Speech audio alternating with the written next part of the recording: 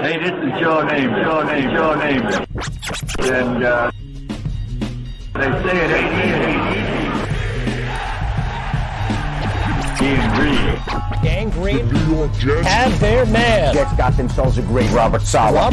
Talk about all gas, no break. A great one. We're not talking about effort on the field. We're talking about the process at which we do things. I'm not going to lie to you. Hurry up. Keep your foot on the pedal. Base. There's no way I'm not going to have enthusiasm on the sideline. Hey, own this rep. The New York Jets can beat anybody in the world, and I think we're going to win next Sunday.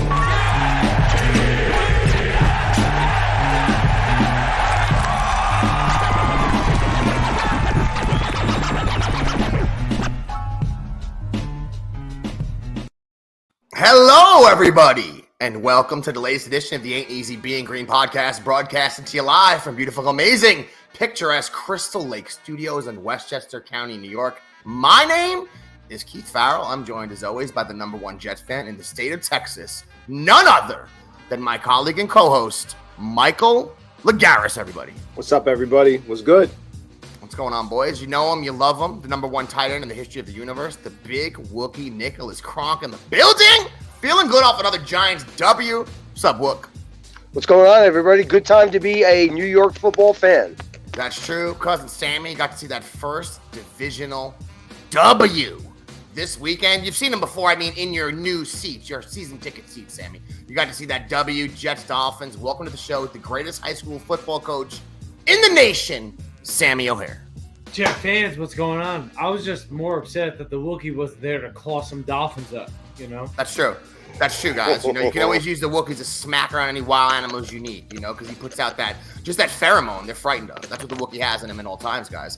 Jets coming off a 40-17 beatdown of the Dolphins. Now, I guess the final score does look like a beatdown. We know the game was much closer than that. Tight game as we went through, 19-17 with about 13 minutes left, boys. Dolphins miss a field goal, and then 3 Jets touchdowns on the next 3 Jet possessions. In between that, big fumble strip sack by Carl Lawson. Let's go. Carl Lawson had 7 quarterback hits this weekend, guys. Oh, we're going to get to it. Carl Lawson showed up to play this weekend. Another stoppage on downs, 3 touchdowns in a row, and the Jets walk out of there with the W, 40-17. I don't want to say it's the coming out party for Breece Hall, Mike. I think we all knew he was pretty good, but this kind of reminds me of the game Garrett Wilson had a few weeks ago, where a rookie kind of put the team on his back and we just rode him the whole game. Interesting game the way it turned out. I thought the defense stepped up. We know Sauce made a bunch of plays, had a big-time safety there. Injured Teddy B. See you later. In comes Skylar Thompson, I think his name was, right, guys? Yeah. Interception on the day, had a fumble on the day, did the best he could. Jets come away with a W. Michael, we chatted about it after the game on the way home when I was driving as safely as I could, but still talking to you at the same time. Jets W, I know you were excited. What are your thoughts? You've had a few days to let it marinate. What are you thinking now about this big win this weekend? Yeah, it was a huge win. We needed it. But I'll tell you guys this is the template of what this offense and what this defense wanted to be. We were saying the Jets lacked an identity, right? Their identity is running the ball first. And this is the first time you got to see why they took Breece Hall in the second round. And I don't like to always brag and everything, but we, A.E.B.G, said, you know what? We didn't get Deebo Samuel. We didn't get Tyreek Hill. We didn't get any of these superstar receivers, but we need someone that is going to transform this offense, someone who's going to allow Zach Wilson to be able to grow, someone who is going to put fear into the heart of all the defensive coordinators. And we all said, take the best running back in the draft, and that was Breece Hall. And ladies and gentlemen, you got to see it on Sunday. Pass to throw, I think it was 21 to 33 exactly, runs, yep. 21. That's exactly what we wanted to do. And we have not been able to actually show that until this game. And you know what? Zach Wilson, did he have 5 touchdowns? No. He had no touchdowns throwing, had 1 rushing, but he managed the game. And that's really all we wanted from him. Can you operate the offense? Can you look serviceable? Can you manage it? Because that's really how Robert Saleh said, we're going to lift you up, right? Remember Tom Brady in the beginning of his career, he wasn't slinging it. He wasn't slinging it. He was 150, 200 yards, a touchdown here, a touchdown there, because they were running the ball and they were preparing him to when he got the long hair, and then he started throwing 500 yards, but that was after. That's what we need this young quarterback to do. We need this young quarterback to learn the game, call on him when needed, just like in the Pittsburgh game in the fourth quarter. We called on him, Superman, right? He did great. But that's the biggest takeaway I got from this game was we found our identity. That is what Mike LaFleur is going to want to do going forward. And Breece Hall is the beast we thought he was. And I'm telling you guys right now, the NFL has put the NFL on notice because this kid is going to go in now trying to get that Offensive Rookie of the Year award. So that was the biggest takeaway for me, 40 point on the fish. Sammy, we chatted about it the other day a little bit coming out of the game. 33 rushing attempts, like Mike just said, 21 passing attempts. Seems like the offense this game, obviously we know, went through Breece Hall. He had 2 catches for 197 yards rushing. He accounted for, 75%, 70% of the offense on the day for the team. I mean, we envisioned it in the offseason, Sammy. We thought if this kid's everything we hope he could be, it's just going to help Zach because it's not going to all be on this kid's shoulders. We want Zach to have a chance to learn, get better, kind of grow into the season. Maybe down the line this year, you could ask him to ball a little harder, throw the ball a little more. I know that first game Zach played well. This game he didn't have to do as much. But, Sammy, it does seem like Breece Hall could be what we all thought he was going to be, which is the engine of this offense in 2022. Yeah, I mean, Mike said it. We as A.E.B.G podcasters don't like to toot our horn, but I've said for 3 weeks now, if we run the ball 25 times, we'll win the game. We run it 33 times, we run it 27 times, we win both games, right? My big concern, the win is huge. I don't care who's playing. You still have Tyreek Hill, Jalen Waddle, you have to shut down. You have the corners, which I'm sure we're going to talk about soon, crushing it throughout 5 games, being in the top 10, both of them, in terms of QB passer against and yards per catch against. Crushing it. So my big concern for this team after last week getting an opportunity to reflect, because I was, like you, Keith, super hyped after that Miami W, is my big concern is that defense, because the third string guys in, and yeah, Carl Lawson crushed it, the defense crushed it, but he had a lot of opportunity to kind of cut us underneath, got a lot of plays over the top that were open, but he just didn't have the time for it. And I like, again, that we're sort of filling the gaps that we're not getting week to week. Every week is a different team, and something good is happening, but something bad that was good last week is happening, right? So the pass game suffered this week, but the screen and run game worked really well. Sure. Defensively last week, our secondary was fantastic, but this week our pass rush and our linebackers didn't have much of an effect, but our pass rush had a really great impact this week. So I think you want to, again, see all of those things line up. Like, can we make it all work? Yeah. And we're going to break this game down. Mike has a tremendous game review coming, guys. We got some more stats to get to. I know on the day Miami did have 295 yards. Not that that's too crazy, but there was times in the game, like Sammy said, they were able to move the ball. I think a lot of the drives where they moved the ball was Raheem Mostert. I mean, he really was effective most of the day. A couple big pass interference calls. Tyreek Hill's stats weren't crazy on the day, but I think he had maybe 90 yards in pass interferences. I know we only had 5 penalties on the day, but 105 yards in penalties on the day for the Jets. But hey, we're sitting here at 3-2. Like we said, we're going to break the game down in a moment a little further. 3-2, good for 5th place in the AFC right now. I know it's a little early, guys. I know it's only week 5. But go ahead, bust it out. Check out NFL.com. New York Jets right there in the playoff picture, which feels great. Mike, I know some people didn't envision the Jets in this situation after 5 games, to say the least. Nope. Some of these pundits out there pictured the Jets. Stephen A. Smith is one of them. Brady Quinn's one of them. You know, just stinking it up, Mike. There's many of them, Mike. There's too many to even bring up right now on the podcast, and I get it. Jets are low-hanging fruit. Jets are easy to take a shot at. You know, it's ingrained in people's psyche, you know, to kind of take shots at the Jets. But Brady Quinn he went in on our boy Zach. Yeah, he did. And Mike, he did some serious backpedaling this week. Serious backpedaling this week from what I saw. saying, oh, I didn't say the Jets would be 0-8 or 1-9. You know, I just said they'd be probably not favored in 8 or 9 games. And then something, well, no, I didn't say the Jets are going to be moving on from Zach Wilson. I just said if they only win 5 games, they might have a high enough draft pick. Bro, we know what you said. You said it on national television, you moron. Then you said, now I know we live in a world where you could say one thing and just pretend like you didn't say it. That's 2022.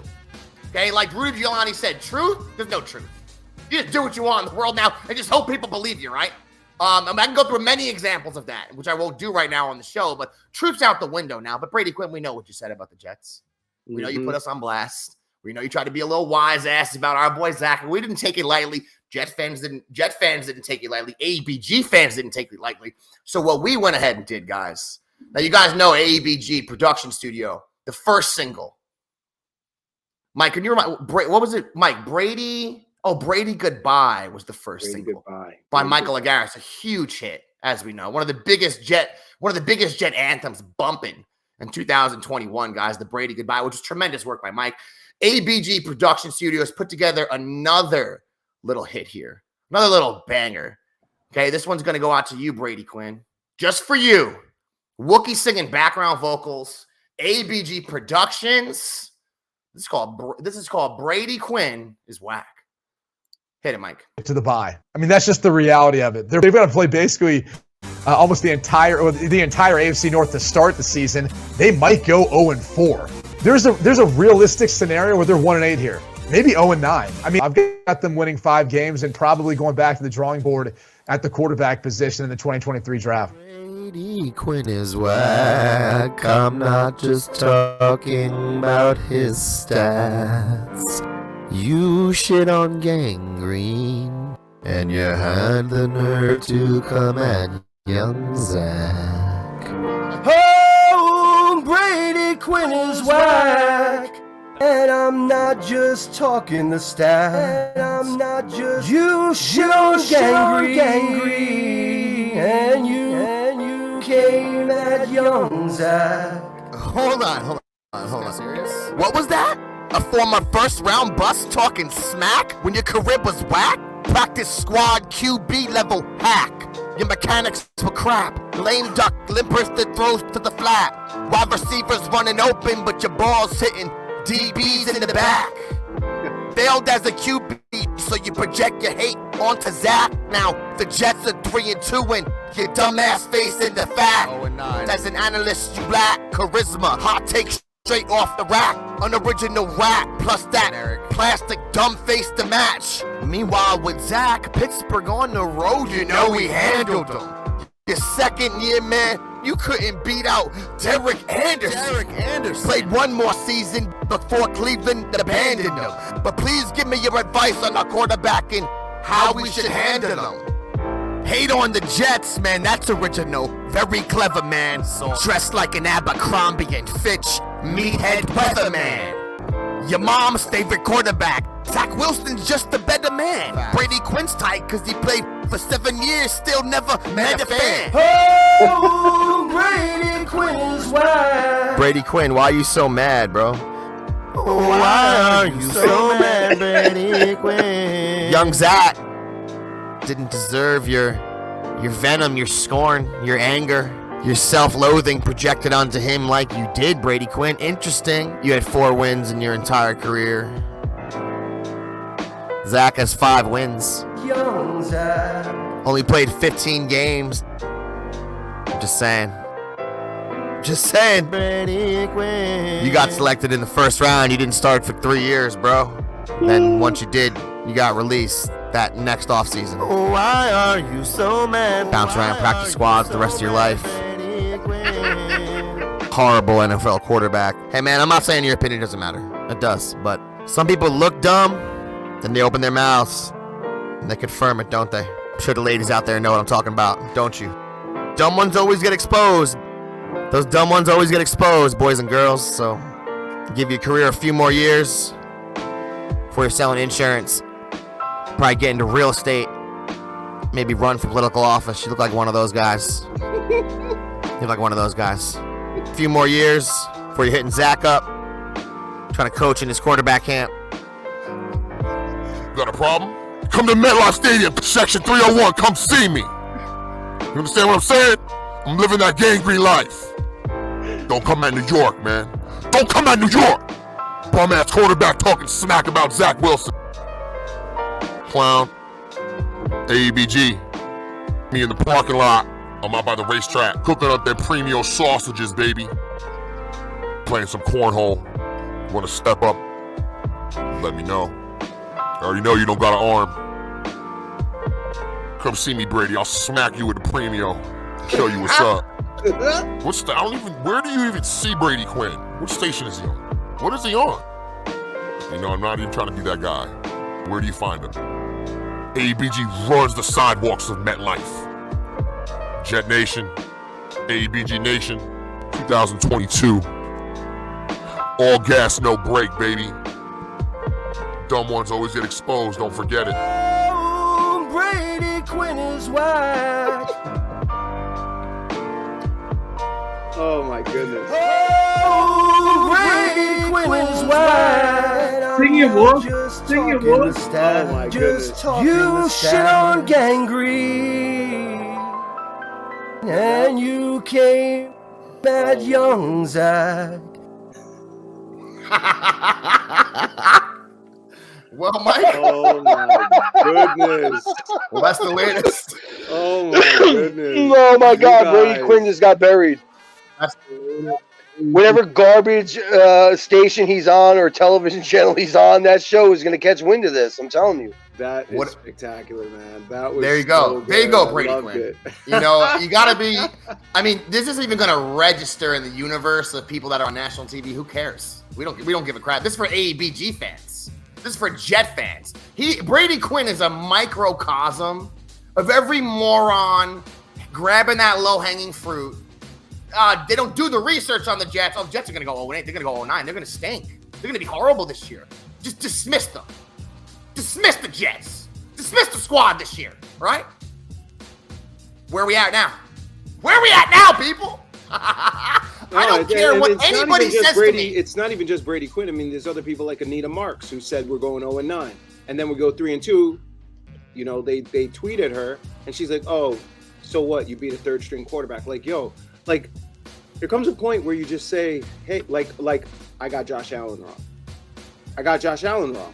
I thought he was going to be a scrub. I didn't like his accuracy. I said he's going to be whack. He wasn't. I was wrong. I ate crow, and that's it. I admit. Okay, we're not all right, and we're not all wrong. But when you're wrong, just admit it. But people like I want to say Tom Brady and Gazelle, but that's another story. But you know, people like Brady Quinn and Anita Marks and others who get it wrong, they just double down. So, and that's just how it goes, you know. With some of these speaking people. from a coach perspective, like football is not basketball. You can't have one guy carry you to the playoffs. It doesn't happen that way. So for anybody to say, oh, one dude, yeah, the quarterback matters a lot, but guess what? There's 10 other guys playing football. So I don't care what anybody says, what anybody's viewpoint is, until you've watched it in real time, you don't understand. Because there is no one player that changes your whole football team. Maybe there's 2, maybe there's 3, maybe there's 4, but there's never one, right? Look at LaDainian Tomlinson. Look at like all these dudes. There's one guy, and that one guy shines, but no one else does, right? They don't win a championship. They don't win an AFC championship. They don't make it out of the divisional rounds because there's one guy. It's an 11-man game. It should be treated as an 11-man game. So whether Zach plays great or Zach manages the game like he did this week, guess what? 10 other guys played fantastic football.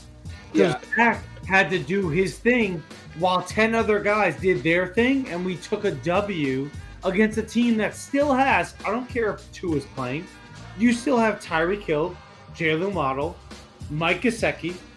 I don't care who's playing at quarterback. Those guys are some of the best at their position in football.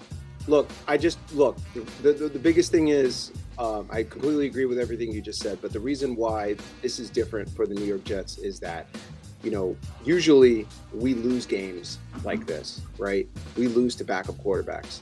We don't take advantage of situations when we could No, win. Mike, I wasn't. But we're doing that, and I not only wasn't- we're doing that, we're winning in the fourth quarter.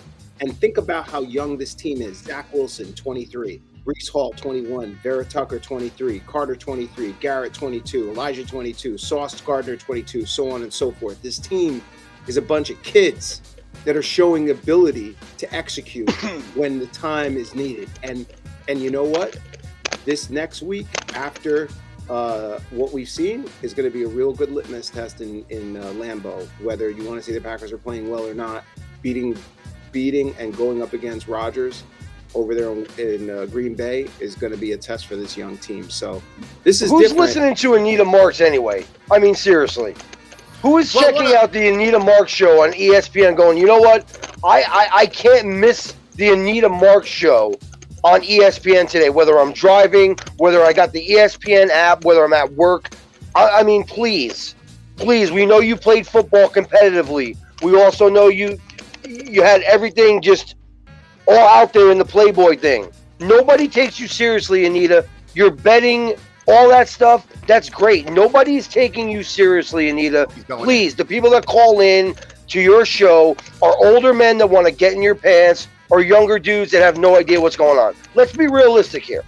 Wow, the Wookie's not playing around. Tired of it. I don't think he likes her. I don't. I don't. I have no crumb of my existence wants to listen to Anita Marks talk about You football. guys know why the Wookiee had a person, Han Solo, to check him? That's exactly why right there. Yeah, there you go. Because sometimes you just you get a little too wild when you're a Wookiee. That Wookiee blood boils underneath, and you just let it out. Apparently, Anita Marks not a big fan of the Wookiee. I respect it. I want to say one thing real quick. She said that the Jets would go 0-9.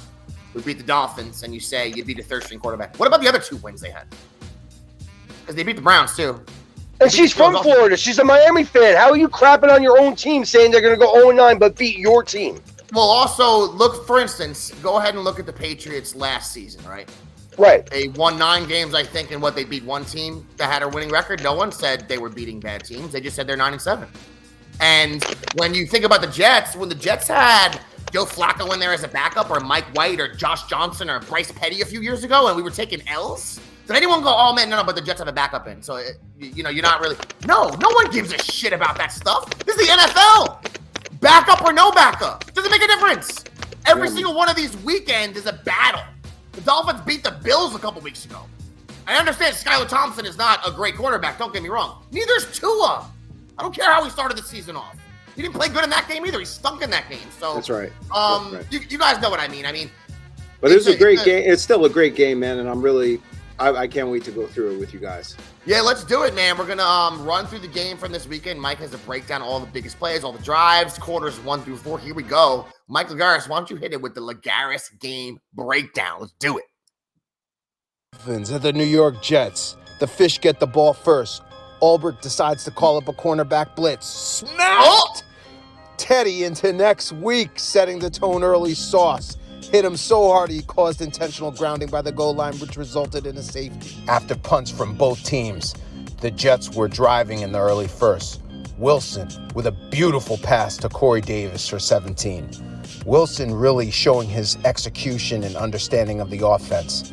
Then Breece Hall would move left for another 4 yards, getting the Jets closer for a field goal. This sets up Zerline to put the Jets up 5-0 with 3 minutes to go left in the first quarter. Very, very good start for the New York Jets. After forcing the Fish to punt, the Jets get the ball back on the 20.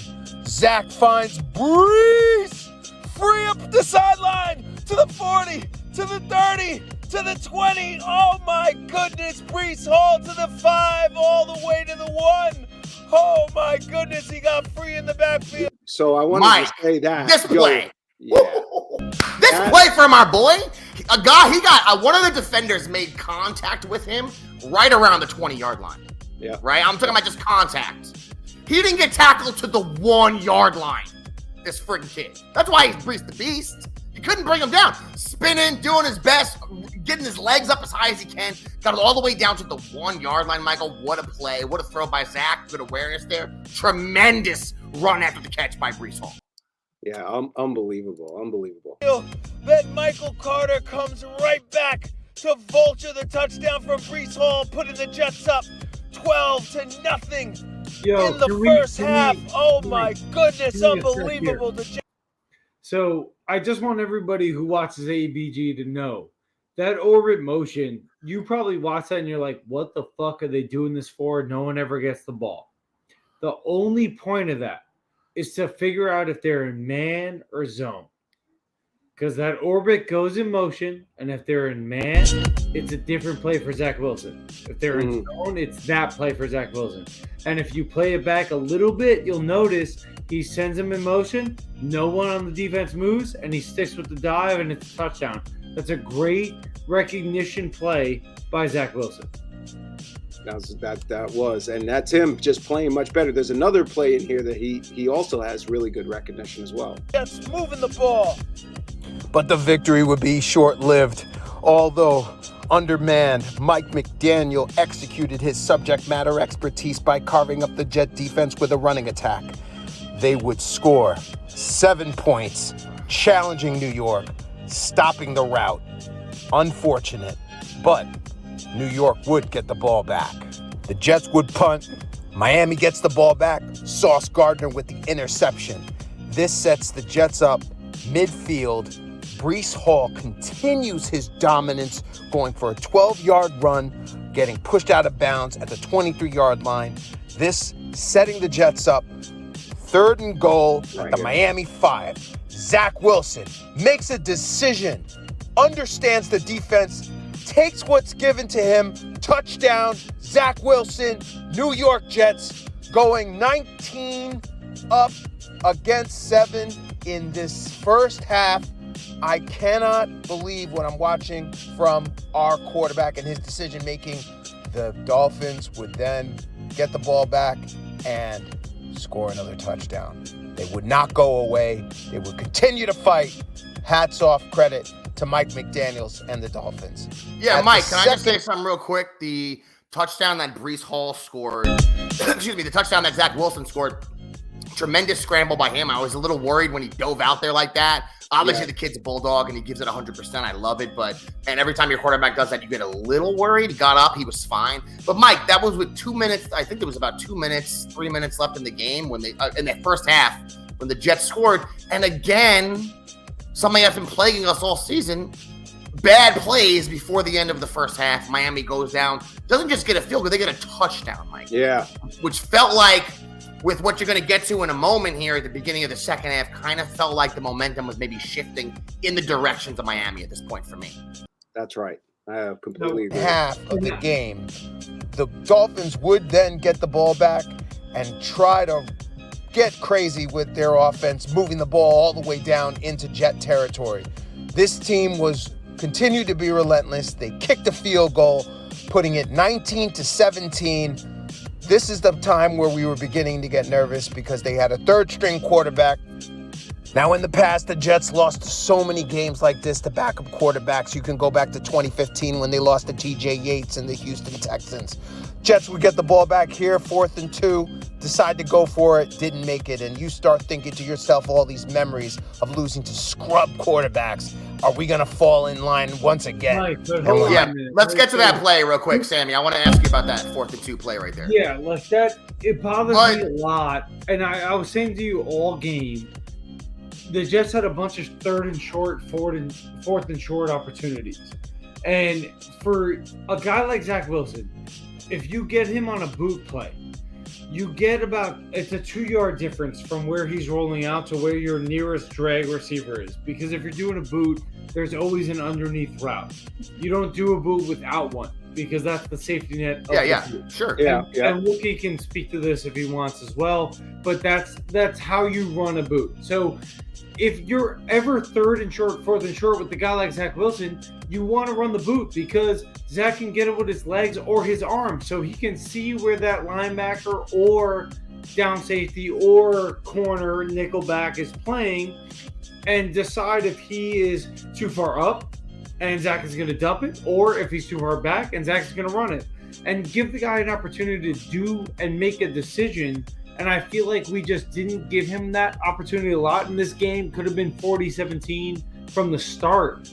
And I feel like we just didn't put him in a good enough position to capitalize on those things. Yeah, so, I mean, it seemed like on that play, that 4th and 2nd play there, he went to Davis pretty fast on that play. And I don't think the pass rush got to him that quick. So I'm thinking maybe that was the design. Maybe that was his first option on the play. Yeah, and if you look back at it, the tight end on the underneath in route is open at 2 yards. He's wide open. So you can dig and dunk and get the first down and progress further. Things like that a little bit bother me. Honestly, at that point, I wasn't really a fan of going for it at 4th and 2, to be real with you. You have a 3rd-string quarterback, punt it. Brett Mann is actually being the LeBron James of punting. Finally, he's actually doing a good job. Punt them, pin them back. That was what I was thinking. But Mike, I disagree. I think at this point, it's 19-17, and that 3rd-string quarterback has scored more points than their starter did. So you're a little bit worried because your defensive game plan hasn't adjusted at all to this new quarterback style. And in that first 3 quarters, it was close because he had so much time in the pocket. Now, I know we'll talk about Carl Lawson, but for the majority of the game, besides Lawson's pressures, he had a ton of time in the pocket to just sort of sit there and look around for Tyreek Hill and Jalen Waddle to get open. And that concerns me a lot as a fan. All right, well, let's see what's going on here. Miami got it again. They began to run. They set themselves up for a field goal, but they missed it. Oh, wow. Some good luck here. They missed the field goal. Then the Jets would get the ball back. But can the Jets do it again? In the 4th quarter, Zach Wilson with a strike to his favorite receiver, Corey Davis, for 21 yards. Once again, in the 4th quarter, raising his game when the stakes are high. Zach Wilson to Wilson for a money 3rd down completion. You couldn't have said it any better. This dude on point in every down that matters. So huge, crucial. That's when you need the quarterback. Remember, you use Breece Hall, you use Carter, you use the team, right? But when we need you, Zach, you got to come through. And that's what the young kid is doing. I'm so proud of this dude.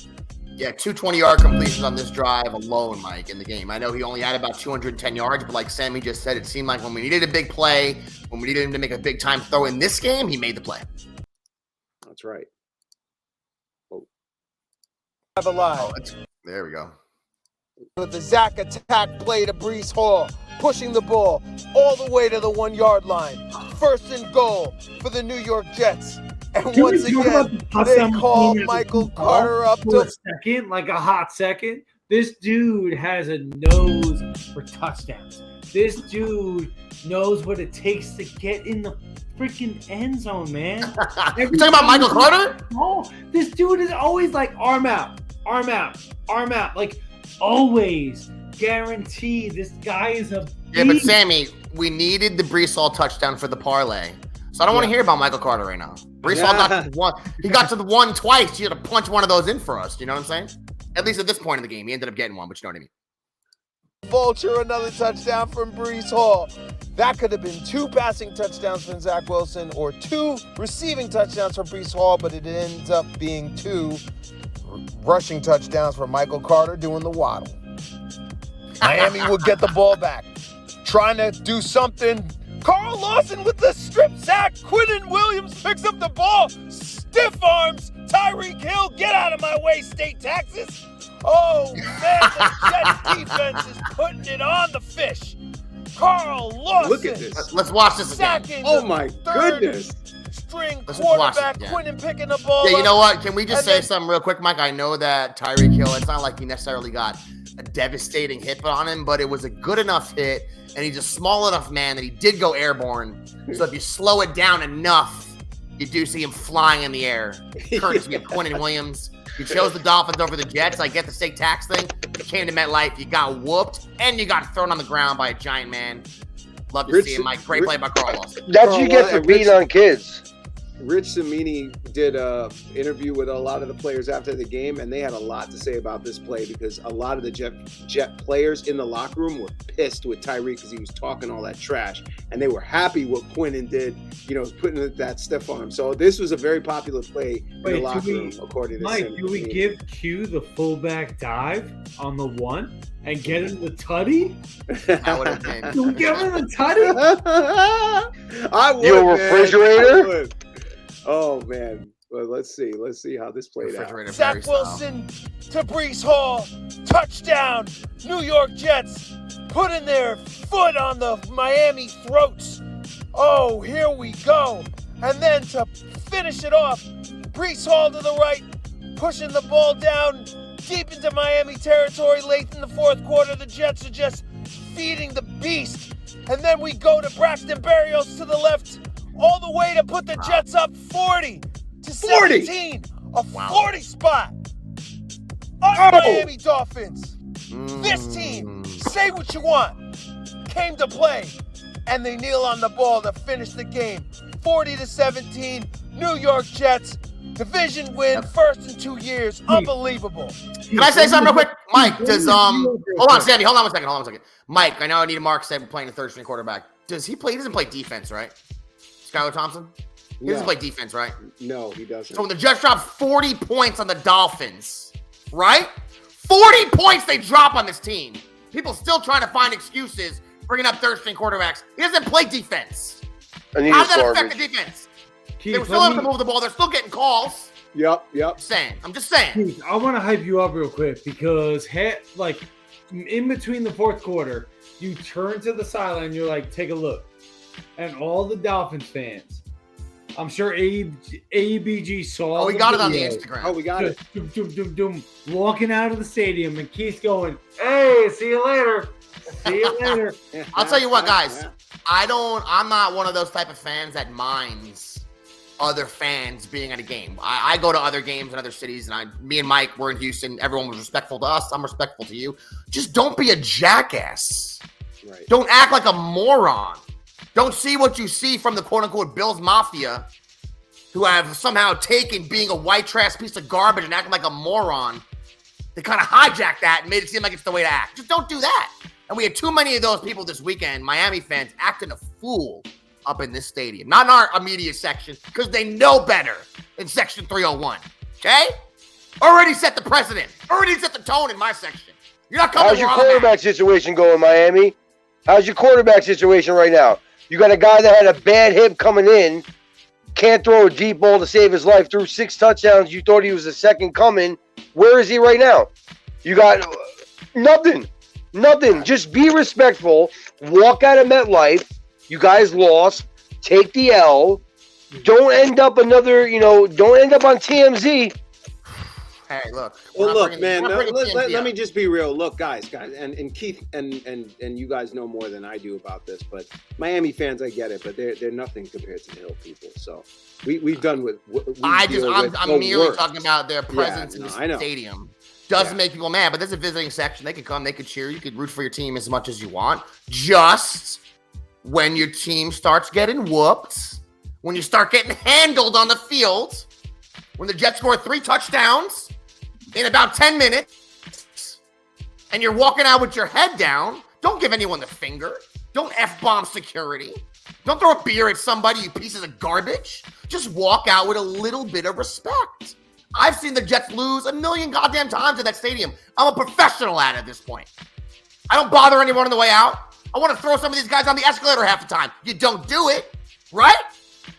Miami fans had to learn this weekend. We saw a couple of people get smacked around also in the stands, guys. And I don't want to say anything about it, but Miami, you come in. If you're going to come in and you're going to rock teal, you're going to rock orange, you better be tough. You're going to open your mouth. Anyone coming in, you better fucking be respectful. That's true. So, guys, big win. Now, to me personally, I think that this next game is our litmus test. Now, people are going to say, oh, you beat the Browns backup. You beat Kenny Pickett, a rookie. You beat Skylar Thompson. You haven't beat a quarterback. Okay, understood. We're going in the Lambeau on Sunday, okay? We're relatively healthy. our best player on the team happens to be an offensive lineman named Elijah Vera Tucker. He's the best player in the Jets. I think he's an all-pro, period. And what he's done is just I can't even speak the value that this young man is, and I'm just so thrilled that we have him. So I think the offensive line is healthy and intact. We have our running backs, we have Zach, we have our team ready to roll.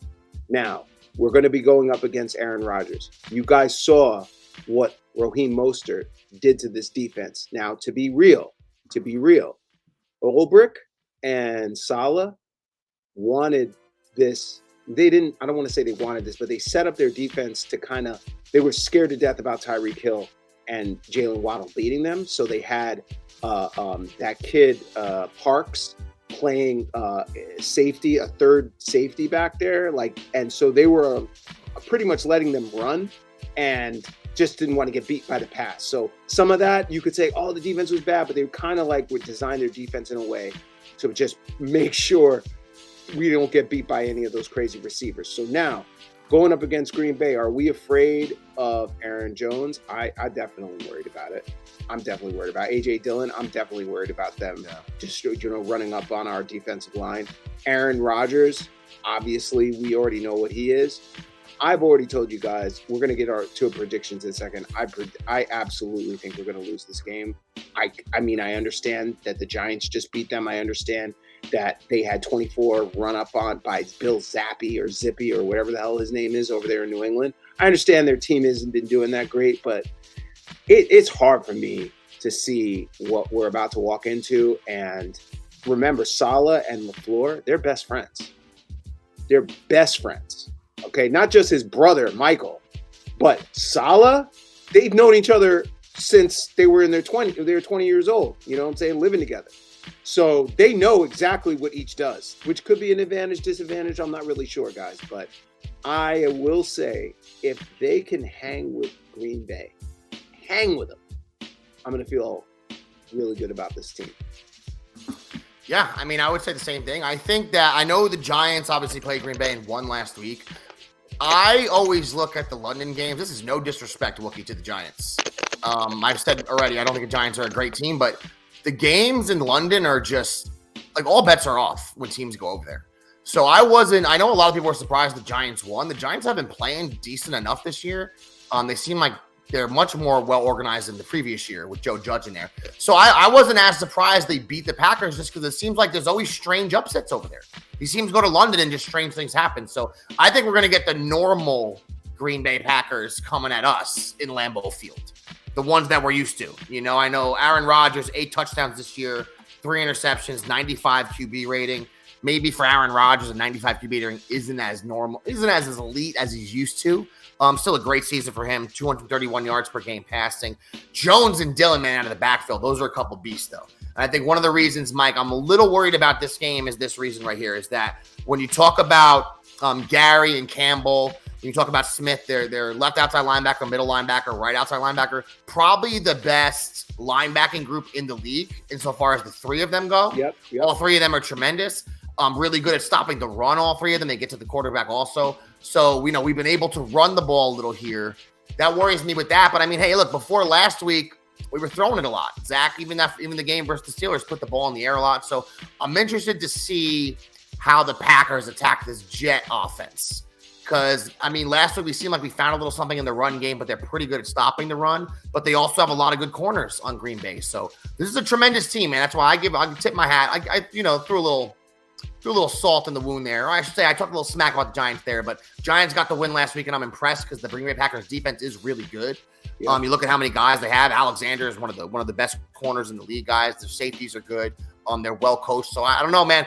I know what Mike's saying when it comes to envisioning us going into Green Bay and taking a dub. It's hard to envision it.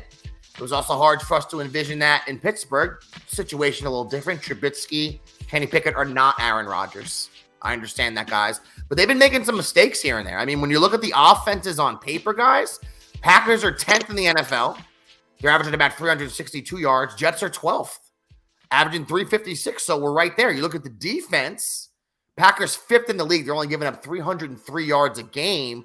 Jets 10th in the league, only giving up 320. So I know it's the Jets. I know it's the Packers. I know the pedigree is a little different for us. But when you look at the stats so far this year, even past defense, Jets are giving up about 205 yards a game passing, which is really good. Packers 177. So both these teams are pretty evenly matched on paper.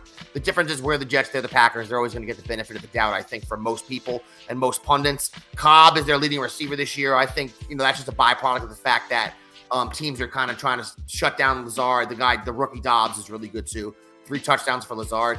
Let me ask Sammy what he thinks before I get into my prediction. Jets heading into Green Bay, coming off a loss last week for the Pack. You think we got a shot? How do you think this game's going to go this weekend, Sammy? I think we have a real shot. I think the Pack rely too much on the run game. I don't think Aaron Rodgers is what he used to be without Devontae Adams. I think that's been pretty evident. Usually, Rodgers may start 0-2, but he finishes 13-3, right? And we haven't seen that a lot this year, and I think that's a big product of not having guys outside. I think we match up super well. Our corners are some of the best in the league. Sauce has allowed 127 yards so far, and DJ Reed's quarterback rating is a 16.6. Wow, that's wild. That is phenomenal, man. The next highest is Darius Slay at 27, and the lowest is J.C. Horn at 13. So either way you look, you're covered, and I don't think the Packers have the outside talent to cover it. I think the Jets put 7 guys in the box. They emphasize defensive end contain and blitzing the inside A gaps. And I think we take this W, and I think it's actually I do, and I think it's actually a little bit more uneven than people think, because I know the Packers defense is good. Yeah, but their offense is equally as terrible, Mike. Sammy. Mike, you saw Mostert. They could not stop. They could not stop the Dolphins. Yeah, because but they don't have a Tyreek Hill, man. Hold on. I agree. I agree with you. You have to remember that a head coach is going to plan for what that team does best. So they knew going in that their best bet for Miami winning that football game is the receivers. And you can attest to this as a player. You focus for 4 days on a certain concept or scheme for 4 days, and you shut that down, and you're like, beat me with a run, and I'm cool with it. Yeah, and that's what they did. You're right. You're absolutely right. But so I think we do the same thing against the Packers. I think we say, Aaron Rodgers, beat us with your arm, because I don't think their receivers are good enough. Aaron Rodgers is great. I don't think their receivers are good enough. It doesn't matter how good Aaron Rodgers is. I don't think Aaron Rodgers and is Tom Brady and Deion Branch. I don't think that's going to happen. I see those dudes on Green Bay really struggling from the press coverage that the Jets are going to give them. And I see Aaron Rodgers' offensive line really struggling from the pressure he's going to get. And I really think that we're so keyed into run stopping that our offensive pass game is going to be even better, because guess what that means? If you're going to stop the run, everybody else is in man coverage. So now the whole week last week, you practiced man coverage against Tyreek Hill and Jalen Waddle. And now you're playing against guys who are significantly like Tyreek Hill, Jalen Waddle, Green Bay wide receivers. That's true. Right? So you're used to now your mimic coverage is those 2 guys who are studs. And now you're going to Green Bay. I think you focus on the run. You stop AJ and Dylan. And I think you're good to go, because I don't depend. I know Aaron Rodgers is great, but I don't think his supporting cast is good enough. Yeah, you know what? When I don't know if I want to say I want to see Aaron Rodgers beat up with his arm, but I kind of know where Sammy's going, which is, well, what's the situation? What's the scheme the Jets can do on defense that gives us the best chance of winning the game? And if it's to let Aaron Rodgers get 6 and 7 yard completions, I guess, man, if that's the approach Sammy would do, the head coach, knock yourself out. I know a couple years ago, before the last 2 seasons, when Devontae Adams was hurt and their wide receiver core was not, as we mentioned, I think last week, I think maybe you sent me the stat, Mike. One of our friends did. Aaron Rodgers has only thrown 1 touchdown in his career to a first-round draft pick of the Packers. That was me, and it was Mercedes Lewis. There you go. So my point being, Mike, he's gone through other years where people have questioned the speed on the outside, the talent on the outside, the talent at wide receiver like Sammy's doing right now. And some of those years were lean years, 2018, 2019, 25 touchdowns, 26 touchdowns, still an efficient quarterback. But you look at this year, and he already has 3 picks, which is not Aaron Rodgers. Like, he'll finish the season and have tremendous stats. We all know that. I'm not getting nuts here, guys. But he's averaging about a yard less than last year, averaging a lot yards less passing per game than last year, which maybe is a byproduct, like Sammy said, of them trying to run the ball more. I understand that also. But whatever the case may be, their offense is still pretty good. It's still ranked 10th. It's not like this is some horrible offense, guys. I mean, the rookie Dobbs is pretty good. Lazard's not a superstar, but I think in the red zone, I think he's a pretty good receiver. Cobb is still showing you a little something. Tanyan's not that bad of a tight end.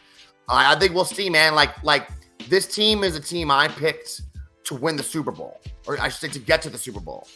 And the reason is because when I looked at them, they were the most complete team outside of the Bills, maybe, to me in the whole NFL. And, you've seen them have a few ups and downs as the year started, but I think it's going to be a close game, a tight game. I think it's just going to take an L, though. I don't think they're going to get blown out or anything like that. I could see us putting some points up, too, on the board.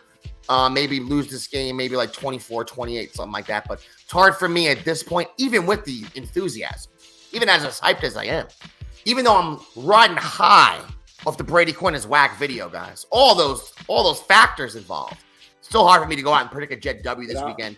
But yeah, I'll tell you this, Keith, though. If they somehow do win this game, let me just say this. In the next 3 games, they have Green Bay, then they have to go to Denver, and then they got to play home against New England.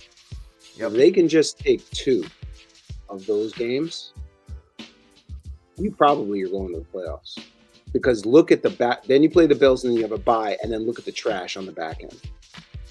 You win 2 of the, so just think about this when you guys, Jet fans, going in on Sunday. You win this game, you guys, we're set up. Because the back half, trash. We got Fields, we got Lawrence, we got Geno. Even though Geno's playing really good, I love Geno, but Geno's gonna turn back into a pumpkin at some point because this is getting silly. Now we've never officially come out and said it, but obviously we support Geno Smith. We have no hate from A.E.B.G. I hope you kill it. As long as you're not playing the Jets, man. I thought Geno was a good guy. Maybe got a raw deal here. Got a raw deal his rookie year. Wasn't expected to start.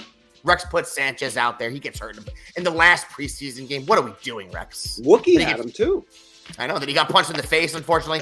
I'll say, Mike, when you look at the schedule, like you said, I can easily see us being 4-4 here after 8 games. And then when you go through the rest of the schedule, Mike, you have Buffalo, tough one, right? You have New England's at New England, but right now they're not looking great. I don't care about Bailey Zappi last week. The team, we'll see what happens with Buffalo. But like Mike said, Chicago, Minnesota, Buffalo again, Lions, Jacksonville, Seattle, Miami. Out of those games on paper, I think the ones Minnesota, even though they have a lot of talent, Mike, they're up and down this year too when you see them play. You can get a stinker out of Kirk Cousins at any moment. So I think the Buffalo game, they'll be favored to lose, obviously. But the rest of those games outside of the 2 with Buffalo, I don't think there's a reason they can't win those games. I'm not saying they're obviously going to lose some of these games, they'll win some of them, but I could see this is shaping up. I think it's a much different year than a lot of people anticipated. Oh my especially when Zach went down. And we knew we'd be rolling with Joe Flacco maybe for 3 weeks.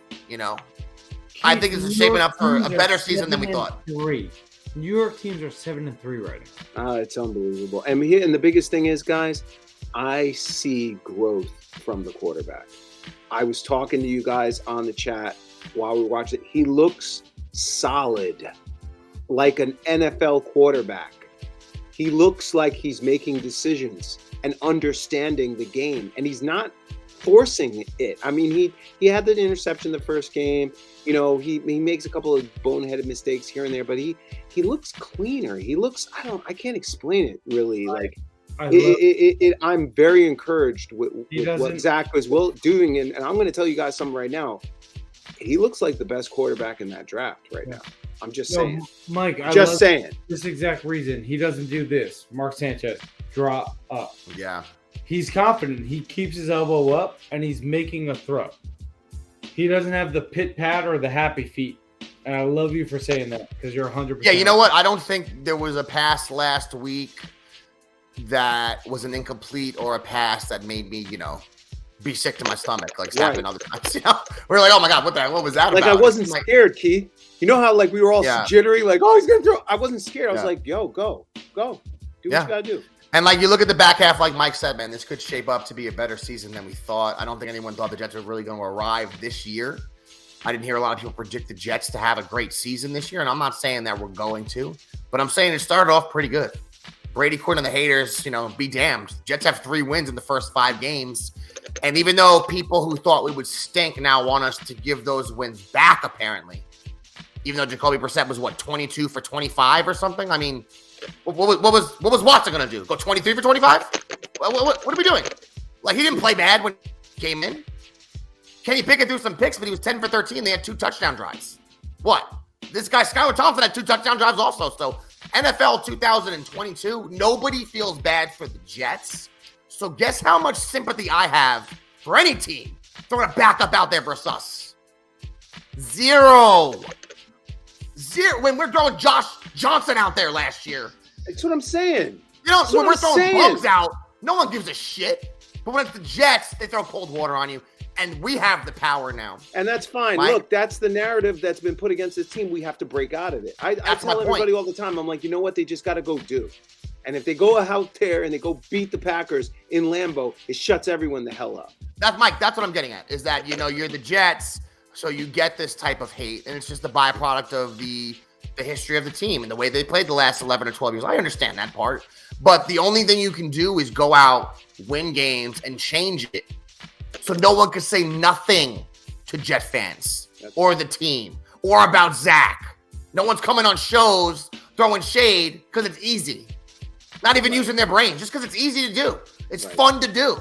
They know they'll get callers calling in, right? When they gaslight the Jet fans. I get it. We understand. I've been seeing it done for 40 years. And I'm telling you right now, and I'm going to tell you right now, what Saleh did in that first week when they lost and saying, yo, we're collecting receipts. We all were like, he had the balls to put himself out there because he believed in this team.